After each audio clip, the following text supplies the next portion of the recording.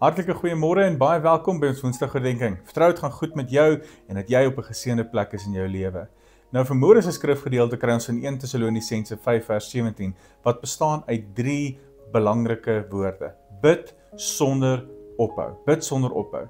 Jy sien, gebed is regtig die asem van die siel. Net soos wat ek en jy nie sonder suurstof kan klaarkom nie, so het ons gebed nodig. Ons kan nie sonder gebed klaarkom nie. As ons net gaan kyk na Jesus se lewe, hoeveel keer het hy nie net homself verwyder van 'n omstandighede, of self verwyder van 'n groep af en homself eenkant toe gevat en gebid tot die Vader, tyd spandeer om stil te raak in ons gebed. Jy sien, baie keer maak ek en jy die fout en ons gebruik gebed as die laaste uitweg, die laaste resort, soos hulle in Engels sal sê. Na al ons planne uitgevoer is, na al ons raadgewers, ons vriende en allerlei dinge in ons lewens, wanneer ons klaar hulle raad gepleeg het en ons kom agter dit het niks gehelp nie, dan kom ons eers by gebed uit, dan kom ons op ons knieë en ons vra ons Here om ons uit te help uit hierdie omstandighede uit. Corrie te Bloem het geskryf, hy vra die vraag, hy sê, is prayer your steering wheel or your spare tire? Is prayer your steering wheel or your spare tire? Met ander woorde, is gebed jou eerste reaksie of jou laaste uitweg?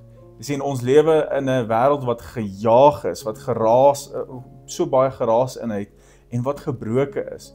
En baie keer kom ek en jy net nie uit by hierdie gebed nie, by hierdie kragtige instrument.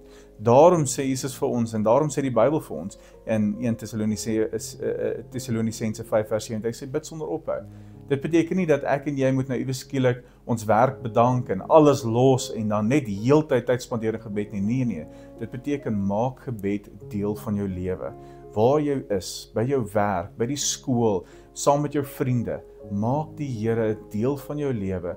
Bid tot hom. Hy is 'n verhoudingsgod. Dis hoekom hy gebed vir my en vir jou gegee het, sodat ek en jy direkte toegang tot hom kan hê en tot hom kan bid en hy ons kan antwoord.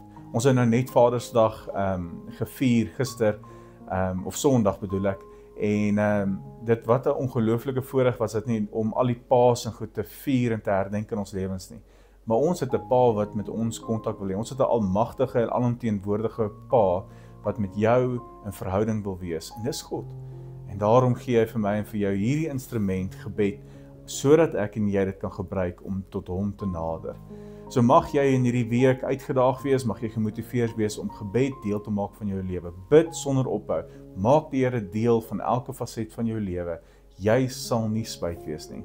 Mag die Here jou seën en mag ons volgende week, selfde plek, selfde tyd, mag ons weer connect en mag jy 'n awesome week hê. Die Here seën jou. Totsiens.